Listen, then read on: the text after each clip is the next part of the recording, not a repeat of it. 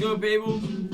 We are here with part 26 of Chronicon. Make sure you get around to archaix.com, the Archaix YouTube channel, subscribe to that goodness. Even if you went to practice for 50 years, We're rocking some Sunny Jim. It's a classic track. It's called Paperwork. All I know is, those against me, like you, die. And that includes tricky bastards like you.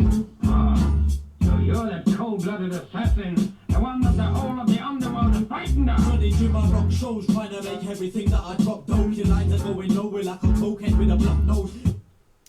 Alright, let's do this, shall we? 2791 BC.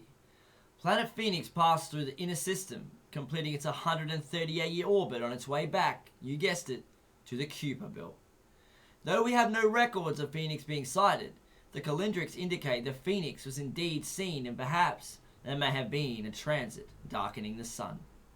This year completes the second 552-year phoenix cycle since man's banishment in 3895 BC, being precisely 552 years before the deluge. Interestingly, this year was 66.6% the way through the Phoenix timeline, starting with man's banishment to the flood in 2239 BC. And likewise, 66.6% of the Anunnaki chronology remains until they are destroyed in 2106 AD, the 6000th year of man's banishment.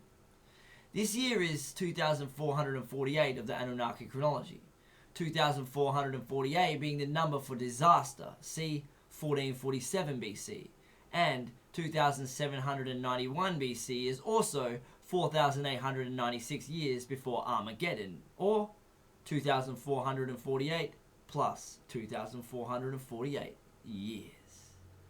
This Phoenix passing was exactly 360 years after Enoch had been made emperor in 3151 BC.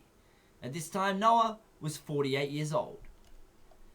2778 BC. This is the start date for the Egyptian short chronology. Remarkably, only 37 years from the completion of the Great Pyramid. 2755 BC. Enosh died. He is the son of Seth at age 905. That's a good run. Once a mighty king, when he ruled over the Sethites in 3439 BC, the Anunnaki descended to Earth. Incidentally, this year of his death was 2484 in the Anunnaki chronology, or 6 cursed Earth periods of 414 years each, equaling 18 orbits of Phoenix. 2750 BC. This is the approximate date for the completion of the Great Pyramid according to modern Egyptologists, but this date is 65 years off. 2729 BC. The second king of the Anunnaki Nephilim dynasty takes the throne, named Enmenluana.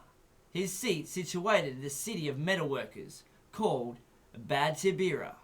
His Sumerian title, Enmenluana, signifies that he was a priest and son of heaven.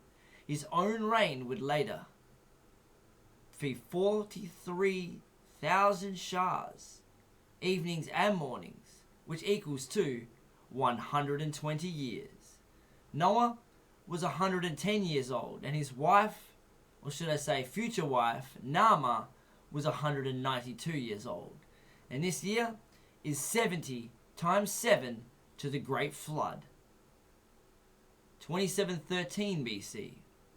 The first Bactun of 144,000 days of the Mayan long count calendar is complete from 3113 BC, factored on the ancient year known to the Maya, the 360-day year. The Mayan system is also based off multiples of 52, and interestingly, this year is 520 years from 3233 BC. Enoch began prophesying against the Anunnaki in this year. This is also the 408th year of the Maya Temple of the Cross calendar that started in 3121 BC. 408 years being 2448, you guessed it, plus 2448. But not years, we're talking months. Noah is currently 126 years old, and Nama is 208 years old, or 52 times 4. we've reached the end of the journey. We'll squeeze a little bit more in. 2707 BC. The Anunnaki planet Nibiru ascends out of the deep, south of the solar system, after 732 years below the ecliptic. We're going to stop it there, and we'll kick off part 27 tomorrow. Have a good night, people.